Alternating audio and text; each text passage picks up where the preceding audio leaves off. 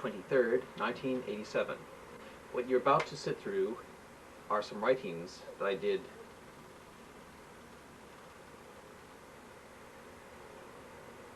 since February of 1987 to June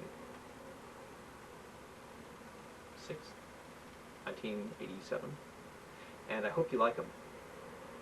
Over now for now. Bruce Ramsey. A poem that I wrote this year. It's called In Celebration of Jello, which went like, I celebrate Jello because it's basically edible. I celebrate Jello because it's, I don't know, I forgot how it went, but I don't have it with me, but that was my first poem, and I got an A on it. And I'll try to say it to you. In Celebration of Jello. I celebrate Jello because it's basically edible. I celebrate Jello because it's comes in different colors. I celebrate Jello because if it melts, you can put it in the refrigerator and it'll be Jello again. And I got an A on it. I don't know why. It was really stupid. Okay, and then the next one was Will's poem called De-Evolution. And I thought that was stupid. I mean, I thought it was good, but no one liked it. They liked my stupid Jello poem. Then I wrote this one. It's not a poem, it's just tell you what I'm going to be writing. It's called The Exposition of Going Bald with Thicker-Sided Glasses. I wrote it February 28th, 1987, creative writing. This is a story about a young, vain, somewhat immature young man who awakes to his horror of the idea of going bald when he finds his brush to be full of hair. This story touches a little on the idea of going bald, but deals mainly with what is going through the protagonist's mind as he contemplates that he may soon be old faster than he expected. On discovering that his youth will be fading, the protagonist begins revealing his hopes and fears about life. It becomes a kind of G. Alfred Prufrock in prose. A comedy, though. Then the exposition of the mangy cat. This short story deals with the subject of decay, like going bald with the thicker-sided glasses, only instead of a man worrying about the idea of ending up with a shiny, sweaty head, the man in this story has a far more severe problem. Not only is he losing his hair, he also has MS. In this story, the protagonist tries to keep his sanity by keeping his mind occupied on the hopes of becoming a math teacher. The reason why the story is called The Mangy Cat is because the antagonist in this story is a pretty feline named Kitty Cat that appears to be getting more love and attention than from the man's grandmother than the grandmother is giving to him.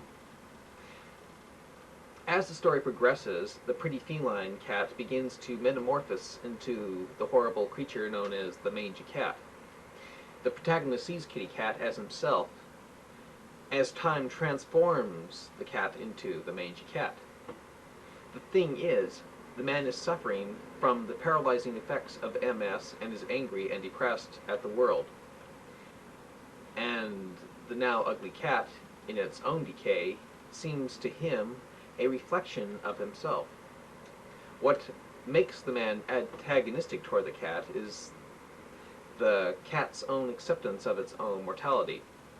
The cat's ugliness makes the man realize his own condition, and it makes him envious that the cat can accept change better than he can. Halfway through the story, the man starts getting a strong urge to do Kitty Cat in. He starts developing Edgar Allan Poe type thinking. One of the reasons why this is because he sees Kitty Cat as an omen of his condition, especially since Kitty Cat appeared on the doorsteps of his grandmother's on the day that his MS was diagnosed. Near the end of the story, the man is almost successful in doing in his mother's pet cat, but his MS has weakened him so much that he can't put Kitty Cat away.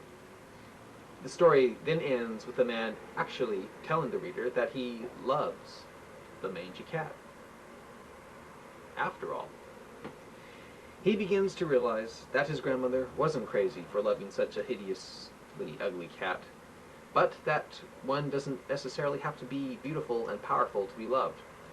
The story ends with the idea that people who suffer with terrible problems can express love better to other suffering people, because they have gone through it.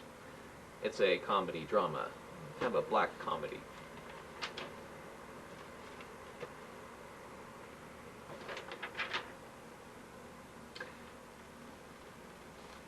This one I got a C on. It's called The Discouraging Bout of Sugar Ray Davis, which I wrote March 5th, 1987, creative writing. It's supposed to, it's one of those things that are supposed to grab your attention here. There were only 4 tension-filled minutes left until Sugar Ray Davis stepped into the smoke-filled ring to face his opponent.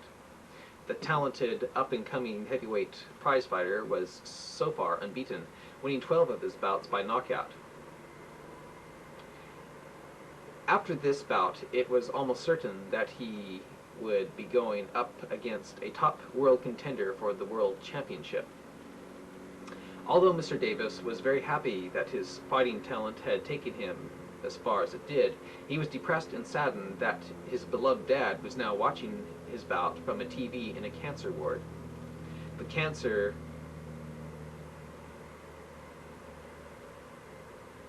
was only detected half a year ago and could have been cured then, but the Davises were so poor at the time of the diagnosis that they didn't have enough money to pay for the radiation treatments. And when the money from Sugar Ray's fights finally came in to pay for the operations, the cancer had already spread to the vital organs of his dad's body. Realizing the now critical condition of his dad, Sugar Ray decided to dedicate all his fight money to the hopeful cure of his dad. The one person in his life that made his life meaningful. Cross that out, the teacher did. As the tension-filled minutes in the locker room went by like an eternity, Sugar Ray tried to keep his mind off his dad's predicament by concentrating only on the fight. As Sugar Ray shadowboxed and did other fight warm-ups, his manager came in and began excitedly telling him that he found out that his opponent was lying about his age. He was really in his early 40s. Hearing that made Sugar Ray look up in the air and thank the Lord, thank God. Visions of seeing his dad recovering from the money that would pay for his dad's cancer treatment gave Sugar Ray Davis a determined look in his eyes. His manager saw Ray's look and laughed, saying in his lower East Side New York accent, "You got the eye of the tiger." Hearing his manager say that made Ray laugh with a nervous excitement. Suddenly, Ray's heart jumped up into his throat with more excitement when he heard his name being called out to face his opponent. "Well, kid, you're on," said the manager, looking like a New York rat that was having a hard time impersonating a human. He crossed that out, the teacher did.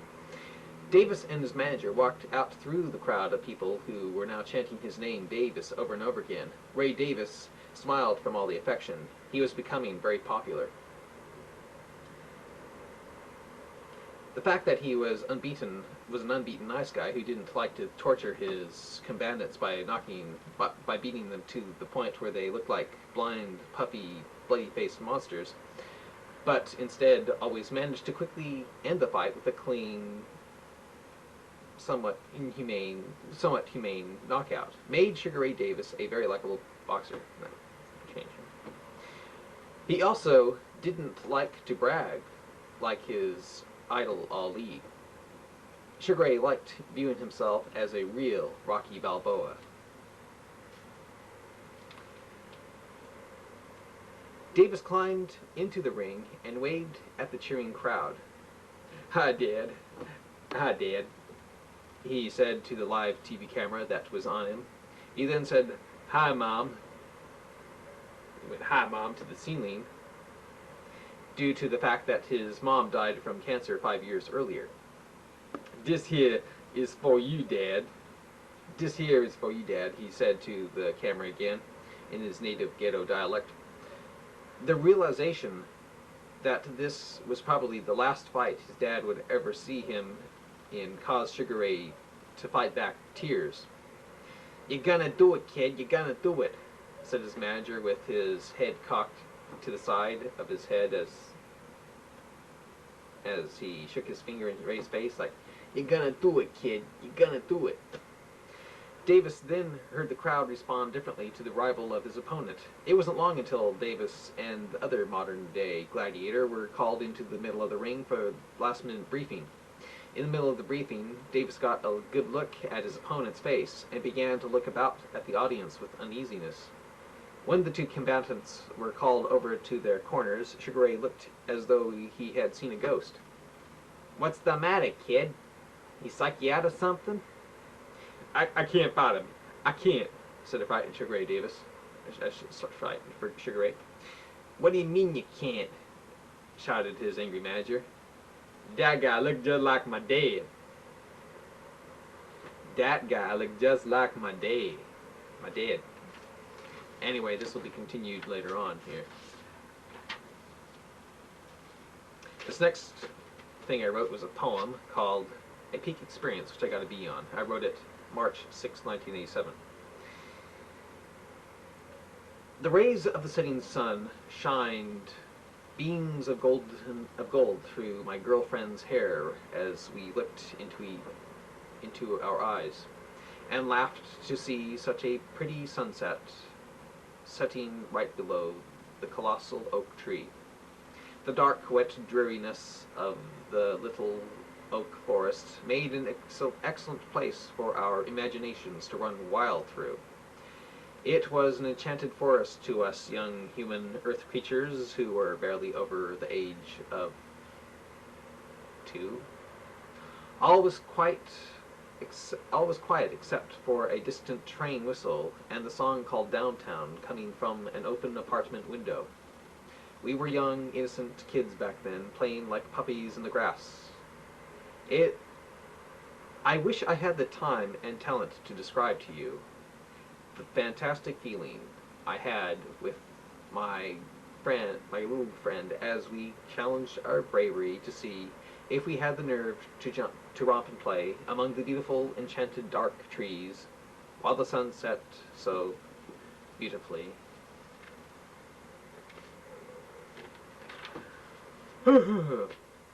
This next one is a character sketch on the Doomsday Man, which I got a B- on, and I wrote it March 12th, 1987. The Doomsday Man's real name is Jerry Daniels, an ex-Vietnam vet who lives in San Francisco's Mission District. Mr. Daniels lives in a converted warehouse with struggling old ex-beatniks and punk rockers who are trying to be artists. Inside the warehouse is a maze of psychedelic painted walls, remnants of the 60s, that Daniels would love to paint over if the beatniks wouldn't object so much. Although Daniels finds the hippie painted walls nauseating and the environment around him to be depressing, he spends most of his time out on the streets talking to bums and trying to save them from the biblical event known as the Great Tribulation. When he gets tired of that, he usually goes to his burned-out hippie friend Mark's, who lives next door to him, and watches Star Trek reruns on Mark's VCR. When night comes, Daniels goes to his own room that is decorated with big pictures of waterfalls and seashore. Mr. Daniels also has a parrot in the corner of his room that he believes to be filled with the Holy Spirit because not only does it spout off a Bible scripture, but it also says Jesus is Lord. Daniels' room is a lonely, cramped 8x10. Daniels is 53 years old and walks with a limp from being stabbed in the leg from a fellow street person who didn't like his theological ideas. The stab wound began to fester and he would have died of gangrene, but the money he gets from his veterans loan came in handy and saved his life. Daniels is unemployed and known as one of San Francisco's street kooks because he has a tendency to get overly excited when trying to warn people about the end of the world. He thinks Ronald Reagan will be taken over by the Antichrist.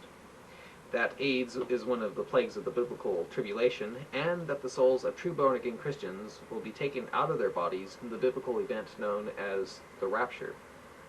Daniel thinks that while the souls of Christians will escape the horrible tribulation by being up in heaven, the bodies of the Christians will remain on earth, inhabited by demons Daniel calls walk-ins. Mr. Daniels thinks that these walk-ins will not only be hard to kill due to the scripture in Joel 2:8, he also thinks that they will set up a satanic computer system that will force people to take the dreaded mark of the beast. As strange and peculiar as Daniel sounds with his ideas, he does manage to have a few normal friends. His friends find him funny and realize that although Jerry may be insane and mystical, he is totally harmless. Daniels angers his fellow street preachers friends by preaching against eternal hell. Daniels thinks that the concept of eternal hell is absurd and makes God look like a monster, since he believes God to be in control of everything. Although his preaching against eternal hell causes his fellow preachers to end up arguing for hours, the preachers do find Daniel's ideas on the end of the world to be fascinating. So much so that they call him the Doomsday Man. Mr. Daniels was once married, but his wife ran away from him when he joined the Unification Church. When he realized that unification conflicted with his version of the Bible, he left that, but not soon enough, because it took most of his money. Right now, Mr. Daniels is trying to start up a relationship with one of the girls in his building. Although the girl seems to be a good listener, she is trying to build up the courage to tell him to get lost. She finds Daniels to be an egotistical warmonger and zealot who looks for bad news to make the Bible look true, since bad news seems to make Mr. Daniels believe the world to be ending. That was the Doomsday Man. This next is a poem I wrote called The Calamity of Chemosh, which I got a B+ on, and no one understood it. The teacher, everybody didn't like it, although they thought it was very, very confusing. I wrote this March 19th, 1987. Woe unto Chernobyl! The spoiler has come upon every city, and no city has escaped. The valley is perishing, and the plain is destroyed. Give wings unto Moscow, that it may flee, for already one of its cities is now desolate, without any to dwell in. Behold, wanderers now wander in Moscow, and Moscow is become ashamed of its Chemosh. Her chosen young men have gone down to the slaughter. For the calamity of Moscow seems near to come, and his affliction hasteneth fast. All ye that are about him bemoan him, and all ye that know his name say, How is the strong staff broken, and the beautiful rod? Thy daughter that dost inhabit the river has now come down from her glory to sit and thirst. Ask her that escapeth, what is done? Moscow is confounded, for it is broken down. The spoiler is fallen upon thy summer fruits, and upon thy vintage.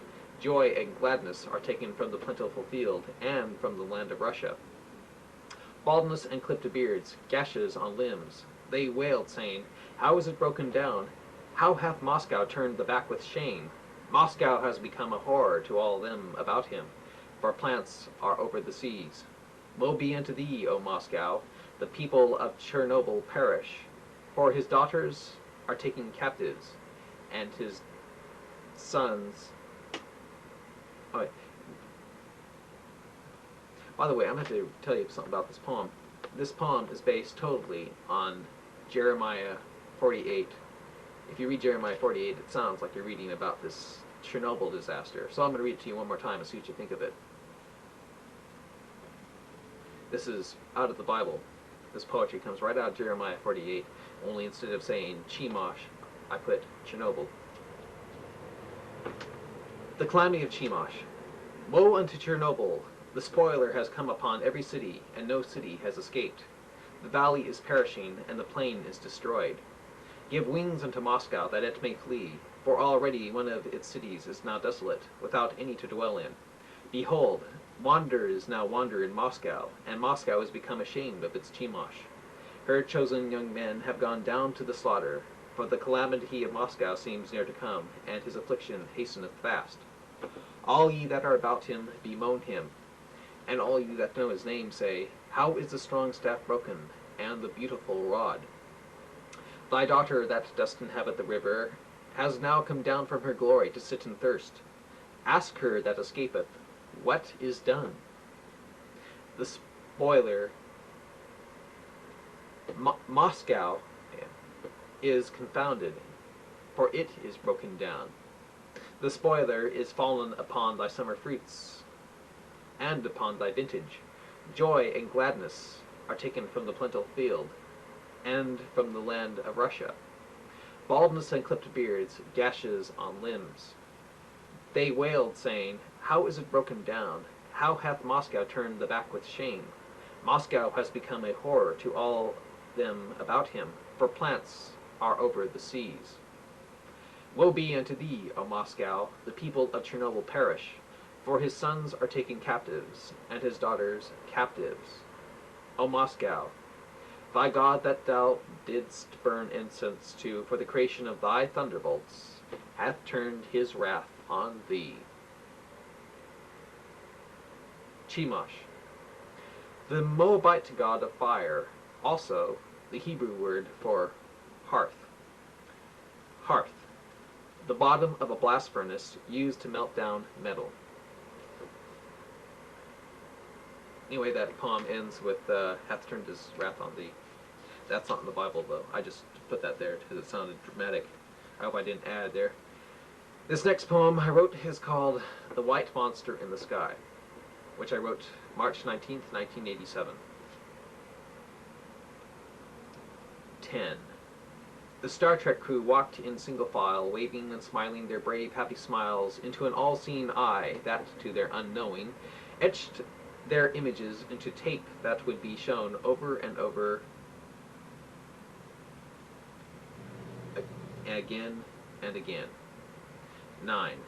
Lured to the pad with faithful trust in modern technology, they, with many hard-trained hours behind them, entered doors that would separate them from ground to sky, that helped take 7 adventurous souls to their dreamlike space-bound destiny. 8. Friends and family smiled with happy joys of laughter, squinting their eyes to view a scene most began to think routine. Mechanical eyes watched to catch all their happy, trusting faces. 7. A sound of fire-triggered thunder rumbled through the air. The white smoke mixed with fire spread out quickly, shooting from one large tower on the pad. 6. The last 2 smaller towers waited for upper sky igniting. One of the smaller towers waited with red-brown smoke puffing unroutinely from its side. 5. A mile away, rumbling struck human ears like muffled crackling. A modern dream vehicle quickly raced toward the weightless heaven to challenge the dark, foreboding void with computerized magic. 4. 5 miles up, a speaker voice announced, "Everything is go." The captain awaited the message. The message came with the instruction to throttle up. 3. The order was given. 9 miles were spent. Throttle up. Boom. What's that? Is something wrong? Why the peculiar cloud? Why the cloud? 2. The technological dream vehicle, with its crew of diversity, disappeared quickly into a rapidly growing cloud, leaving earthbound family, friends, and masses guessing whether to smile or cry as an unwelcome, menacing cloud seemed to wonder what shape to assume. 1. First, a cloudy white scorpion with fiery, winding, outreaching claws, then a monstrous, deformed hydra, making a dive for the eternal sea, to drown the adventurous dreamers, and to sink happy dreamers' dreams. That was based on the Apollo 11, yeah.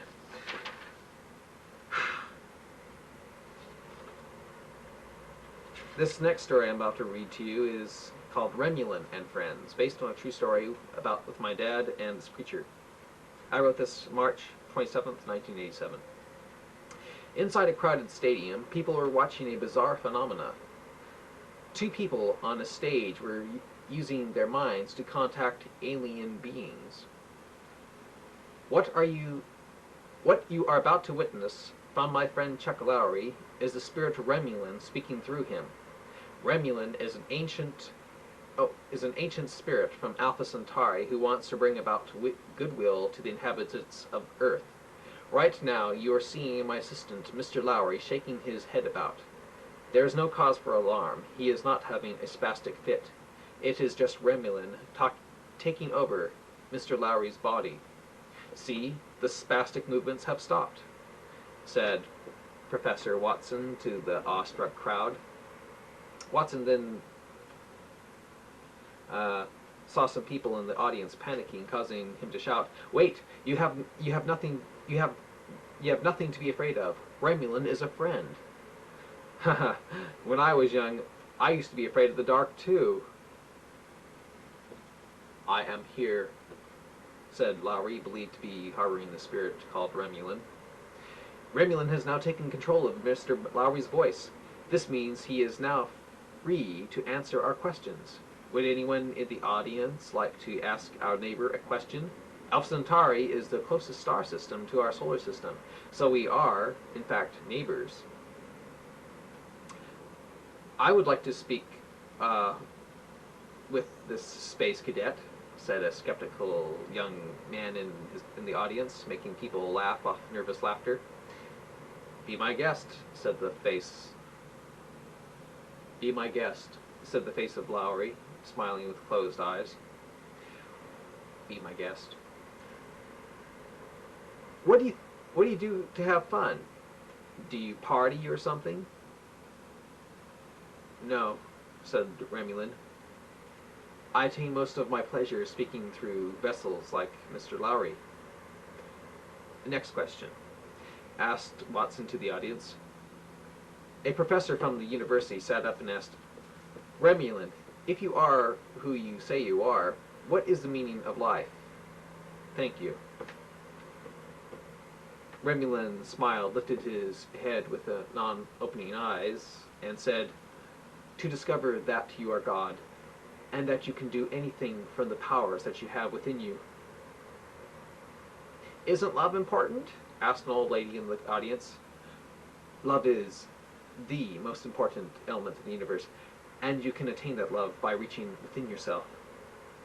Next question, please, asked a smiling Professor Watson. A middle-aged man stood up in the audience holding a Bible, smiled nervously, then looked stern, saying, a question to the being who calls himself Remulin. Speak, said Remulin. Mr. Remulin, according to the Bible, no demonic being can utter the sentence, Jesus is Lord, without the Holy Spirit. I don't feel very comfortable asking this question, since I am skeptical on the existence of demons and Christ being Lord, but can you say, with your own words, using Mr. Lowry's voice, that Jesus is Lord?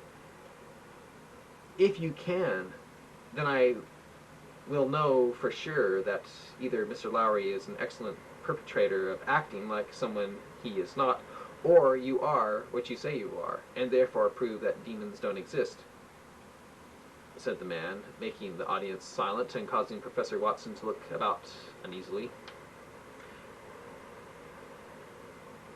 Can you say Jesus is Lord? Asked the man again.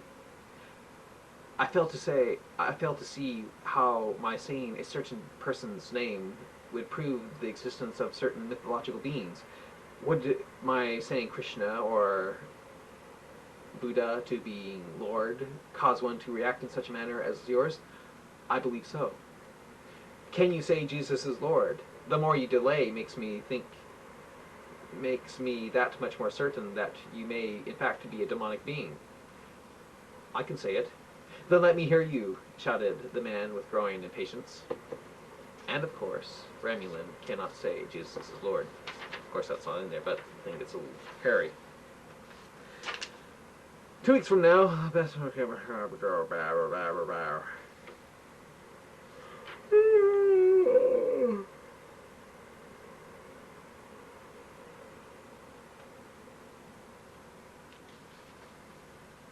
This next story is called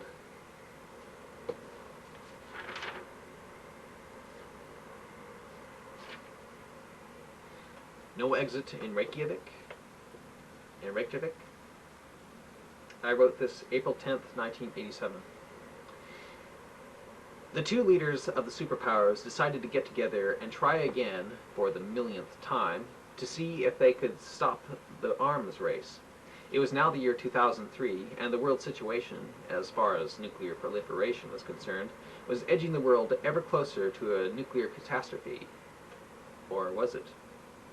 The President of America and the Prime Minister of Russia found themselves standing in the living room of the same haunted house that Reagan and Gorbachev met in back in 1986. Only this time, they were left totally alone. "Strange," said the Prime Minister of Russia. "I thought the reporters would be crammed outside door." "I believe it's because the people of Reykjavik don't want anyone to distract us from our goals," said the U.S. President, walking over to the window to see the last few rays of the sun disappear over the frozen, snowy landscape. Suddenly, the two leaders heard the sound of laughter. Muffled laughter seemed to be coming from the basement of the house. "Is that laughter? Oh, is that laughter?" asked the President. "It sounds more like wind to me, Mr. President," said a shivering Prime Minister. "Well, maybe it was a ghost." The two leaders looked at each other and laughed. A cold, moaning wind blew particles of white, sparkling ice past the window. "Any minute now, and darkness will be here," said the Prime Minister, shaking from the cold. "It's not very well heated in here, is it?" "Yet, I wonder why you wanted to meet in this place." "What? I thought it was your idea." "No, I suggested arms talks. You suggested this haunted house." "Huh. I could have sworn it was your idea." Which is funny, because I feel as though I've been here before. "Me too, Mr. President. It is like, how you say, deja vu? Deja vu. Well, whatever it is, I hope that this will be the only time, and last time. Let's make sure that we can come to some agreements. Shall we get started, Mr. U.S. President?" "Yes, smiled the U.S. leader, and the two got comfortable and started their talks. A few hours into their proposals, the U.S. President got up from the table looking a little uneasy. He walked over to the window and noticed that the sun's rays were still fixed in the same position as before. He didn't know if the sun was stationary or if he was seeing the northern lights. The fact that the sun didn't seem to move wasn't troubling him. It was the Russian leader's proposals. "Let me get this straight," said the President with a smile. "You want me to remove all Trident submarines and laser-mirrored bombers from the North Atlantic. Why?" "Because they carry missiles that are used for bombing cities, Mr. U.S. President." "They will not bomb any of your cities, as long as you don't bomb ours." We are not out to conquer the world," said a frustrated Prime Minister. "I would like to believe you, Borsky, but every time we see you march your weapons through Red Square, we think back to the time Hitler marched his through Berlin." "Well, what else is there to do in Soviet Union? TV is awfully routine in my country, Mr. U.S. President." "Yes, but I see parading missiles through the streets as glorifying military might. It makes me think you are out for world domination," said the President, beginning to raise his voice. "We are not out to conquer the world," shouted the Prime Minister. "Then what are you doing in Afghanistan, And why all the anti-American propaganda? My gosh, you can never say one good thing about America, or one bad thing about Russia. To me, this means you don't even want peace. It sounds like you want war." "We don't want war. It is you who wants war." "Have we shot down any of your planes? And what was Flight 007 then? A miscalculation?" "Anything with number 007 spy plane." Why would we want to spy on you?" "To find out where our missiles are, so you can destroy us in first strike. Not only that, but you used spy plane to spy on us in 1960. The president let out a groan of pain and got up from the couch. The 2 leaders suddenly heard the sound of muffled laughter again. I hear laughter, said the frightened Russian. It sounds like the wind outside.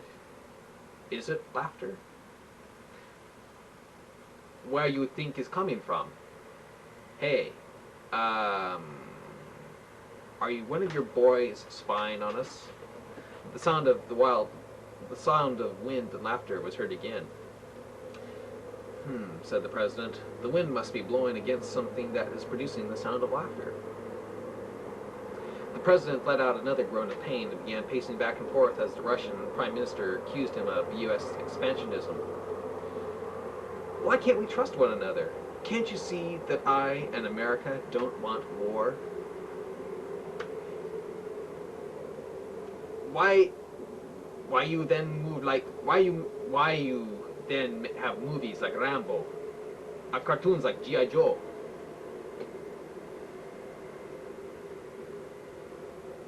That doesn't mean we want war. Can't you see that America cares? How come you still put billions of dollars into SDI, something that can't work? You do the same thing, even spend billions more. It is only because you still build missiles. The president started laughing. A couple of hours later, the 2 superpower leaders found themselves standing at opposite walls. The only thing that made a noise was the moaning, icy wind blowing over the snowdrifts. I swear, said the president, looking out over the frozen blue wilderness, the sun's rays are still shining out there. The sun isn't moving. I mean, it's still twilight out there. Because we are so far north, Mr. U.S. President? The president looked at the ceiling, trying to think of something to end the battle with. The prime minister suddenly shocked the president by pulling out a small Bible from his coat pocket. The prime minister smiled and sat down on the couch. He then looked through parts of the Bible to use on the president. I don't believe my eyes, said the shocked president. A member of the Soviet Union with a religious book in his hand? In his hands? The prime minister smiled and said, I am not, how you say, religious man, Mr. President, but I have heard that you are. I am. I am. Do you believe your Bible to be of divine origin, Mr. U.S. President? Probably. You are Christian, no? You are Christian, no? Yes. Did you know that your Christ says to turn other cheek? Yes. What do you think of this? What do you think of this? Put no trust in your armed strength, but trust in God. I don't know. Don't you think that you are going against your Bible when you trust in missiles rather than God in taking care of enemies? Well, I guess if I really trusted in God, I wouldn't even bother worrying about what you did with the world, huh? I mean, you could capture me, my family, and throw us all in gulags, and we'd be happy because we would know God was there to help us, huh? But, well, I can't say that I really trust in my God, so you dirtied your fingers to use the Bible against me for nothing, huh? The Prime Minister smiled and said, Your Bible talks about country Babylon being destroyed.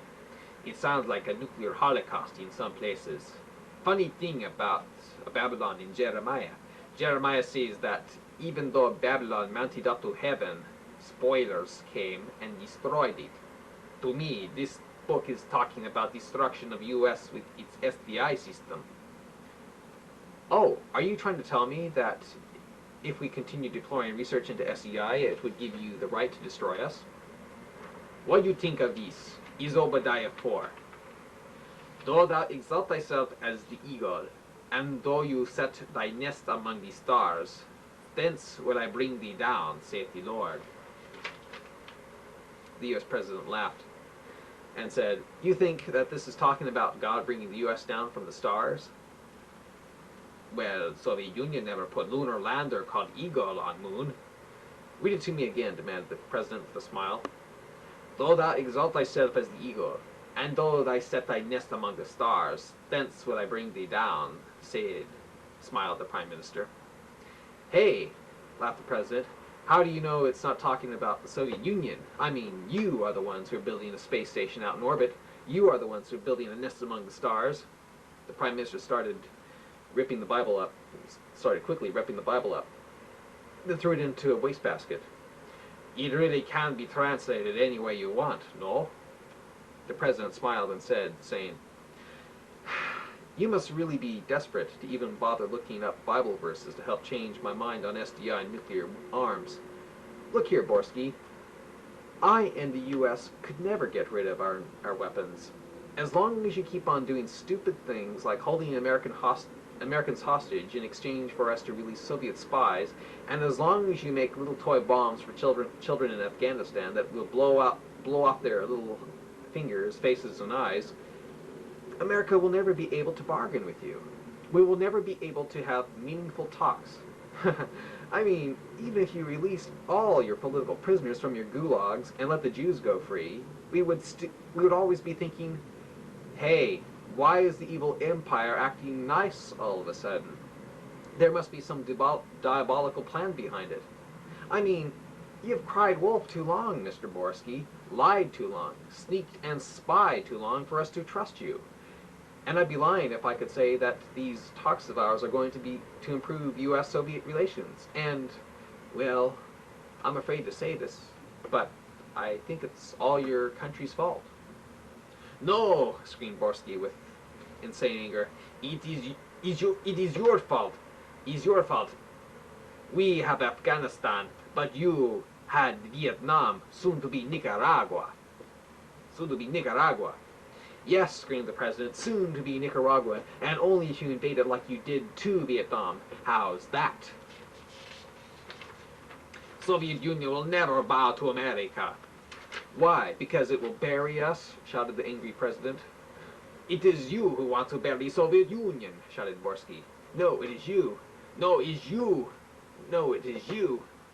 It's you. No, you. No, you. No, you. You. You. You! The Prime Minister Borsky became so frustrated that he swung a punch at the U.S. President. It wasn't long until both were clashing together, crashing around the haunted house, punching, biting, and kicking at each other out of great frustration, while the wind blew and moaned, and the sound of muffled laughter echoed around the walls. A few minutes into the fight, Borsky had the President around the throat and started trying to choke him. Right as the President was about to pass out from a lack of oxygen, Prime Minister Borsky's eyes bulged with great fear, and he released the grip from the President's throat when he felt the President grab him by the groin.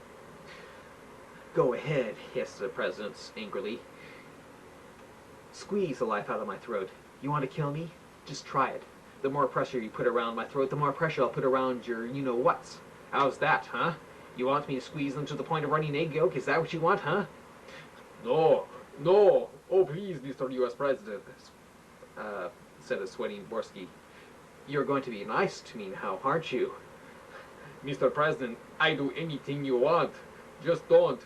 I guess this proves that might makes right, huh, Borsky? Sure it does. And you have known this all along, huh, Borsky? Da, guess so. You aren't going to choke me now, huh, Mr. Russian? Yet.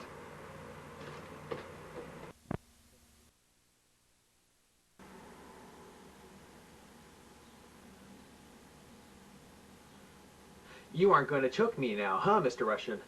Yet. Because I could suddenly squeeze, huh? Da, da.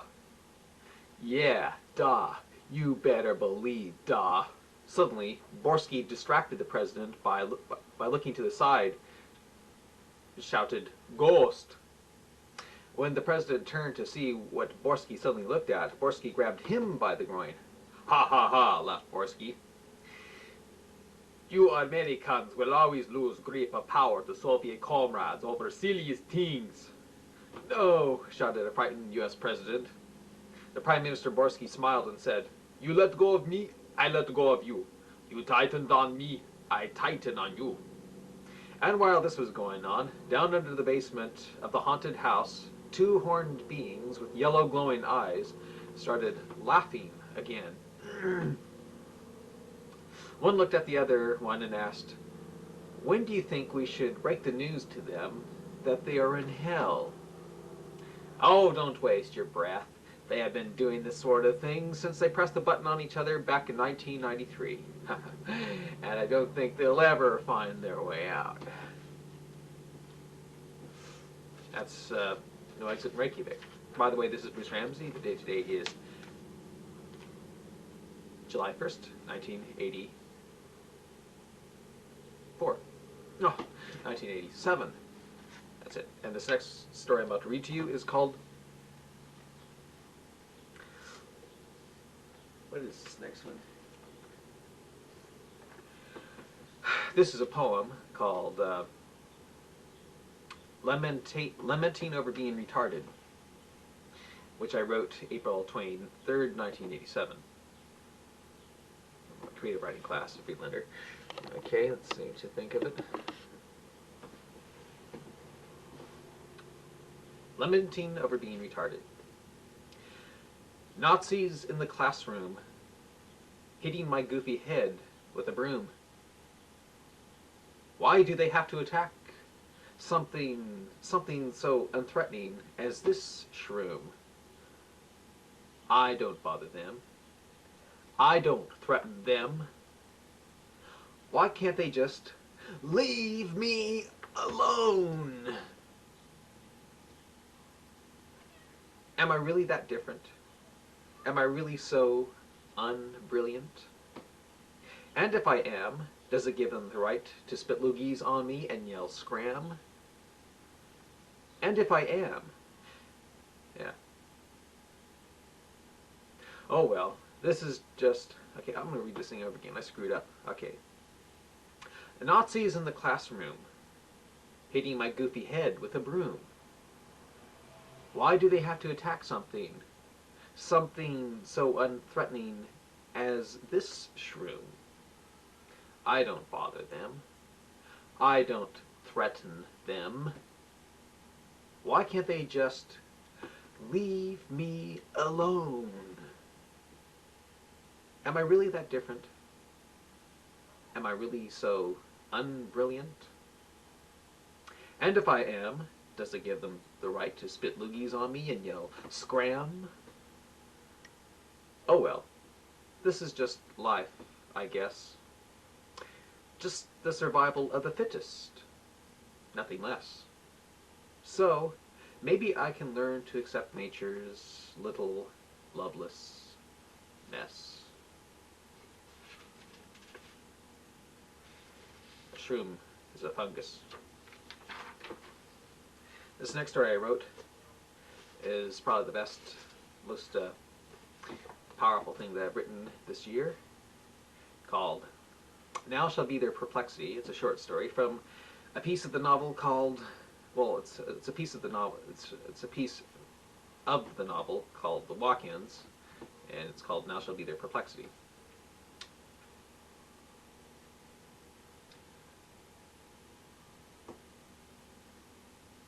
There's something here.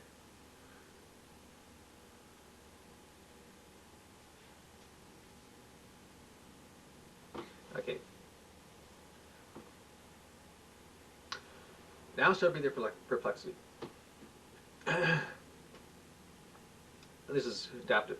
I got this idea from the Bible about walk-ins and stuff, and I'll see what you think of it. The afternoon sun. Close this over here.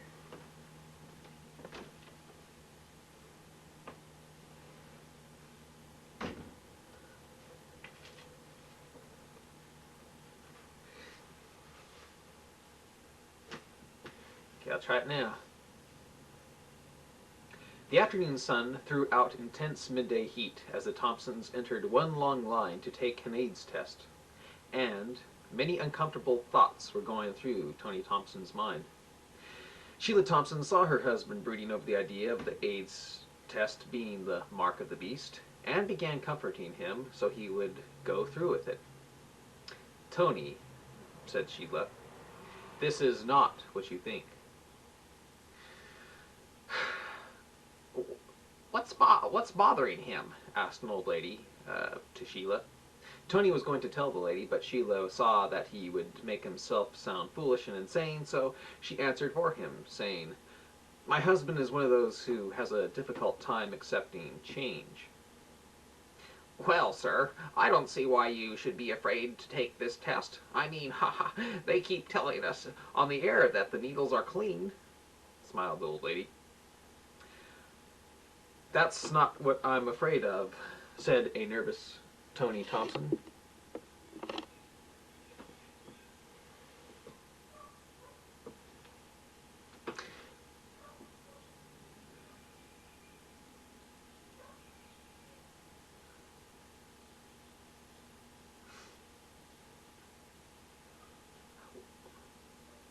Yeah.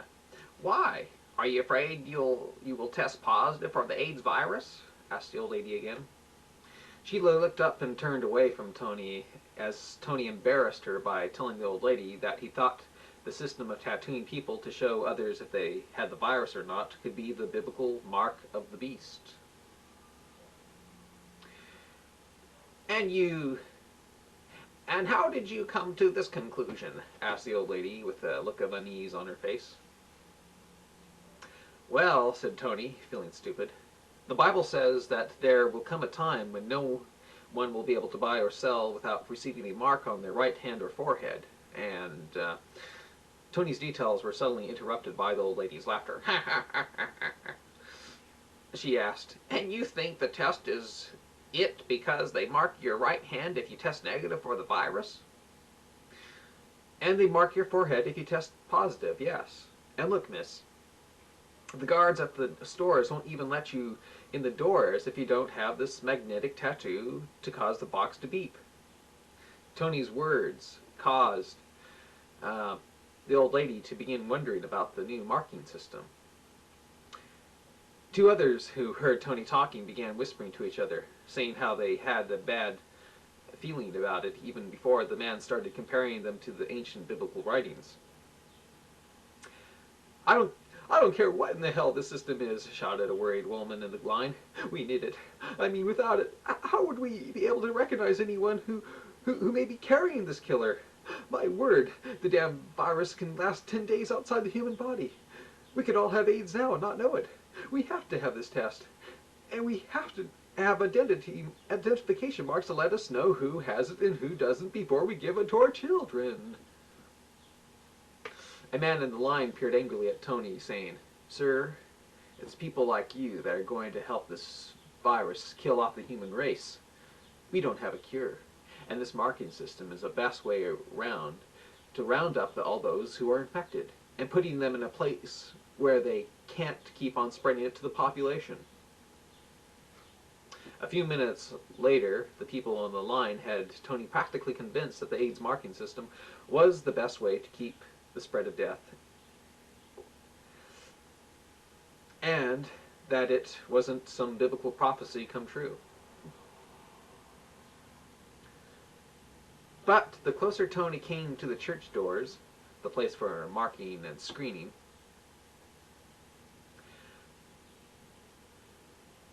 Tony's nervousness came back. Every step closer to the entrance caused his heart to race faster. The fear of what might happen to him if he took the mark caused him to sweat big drops of perspiration. Suddenly, as the Thompsons were entering the doors of the church, they, and everyone else in the area, became distracted by the frantic shouting of a man waving a sawed-off shotgun. The man had the 3 magnetic dots on his forehead, identifying him to all who saw his face that he was a carrier of the deadly virus. Fear and desperation were seen in his eyes. He shouted, "Leave this place! Refuse damnation!"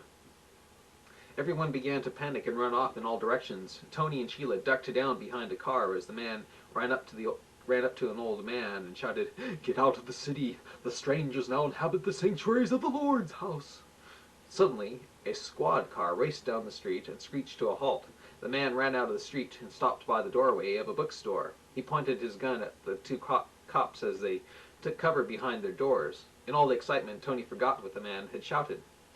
Although the man had his gun pointed at the cops, his fear seemed mysteriously directed at the church across the street. One of the officers put his gun back into its holster, then shocked the crowd by walking slowly toward the armed man. "Stay where you are," shouted the man. The officer had a had a peacefulness to him as he tried to disarm him. He was very calm in trying to do it.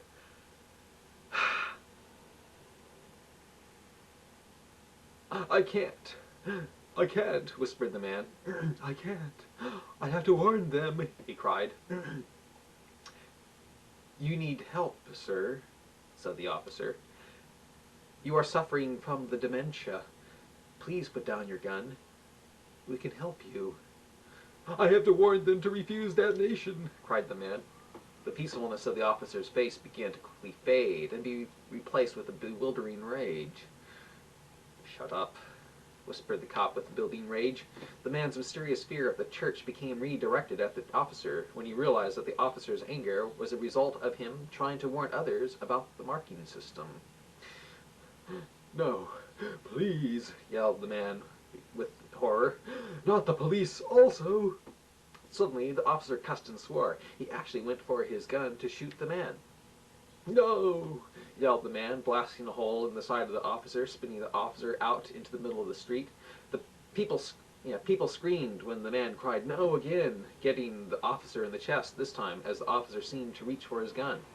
Suddenly, right as the officer crashed down onto his back, hitting his head on the pavement, the second officer yelled "die," shooting the man in the shoulder, causing the man to shoot a hole in the ceiling of the bookstore. The second officer began shouting "die" over and over again, firing furiously at the man each time he yelled "die," like "die, die, die, die, die."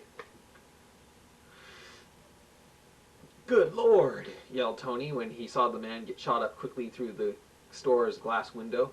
When the loud, thundering echoes of the shots died down around the city's structures, the only sound audible at the scene of violence was a baby's cry. The officer slowly turned his face away from the dead man and said to the witnesses, "Get your marks, everyone." 3 more squad cars and a disinfectant van began to arrive. "Let's get out of here," whispered Tony into Sheila's ear. And they suddenly made a run for their car in the church's parking lot. Right as Tony was about to turn the corner, he stopped and looked back when he heard cheering. "I don't believe it," shouted a shocked Tony Thompson when he saw the policeman who took the 2 shotgun blasts standing on his feet and walking to his car. When the Thompsons left the parking lot, a feeling of fear crept into Tony again when he saw Pastor Tibbs watching them wearily from one of the church's windows. Pastor Tibbs as they walk in. And that finishes that short story.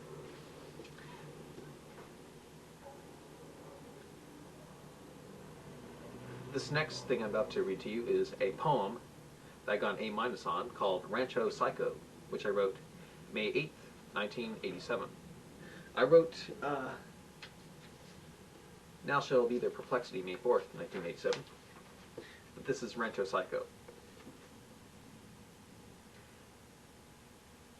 2 steaming towers stand poised and grand out in the middle of a fertile land. Cows, sheep, and other animals graze, feasting on grass grown from a misty haze. 20 miles north, the city's residents sit and worry, wanting to believe the NRC's constant story. For just 20 miles south of all of them, reports of a technological nightmare grow more and more grim. That was Rancho Psycho. This next poem I wrote was called Ultimate of Evil Thoughts, which is really stupid, but I'll read it to you anyway. Some believe the ultimate of evil thoughts are those that are sexual, testosterone brought. Others believe the ultimate of evil thoughts are those that are fattening, gluttony rot.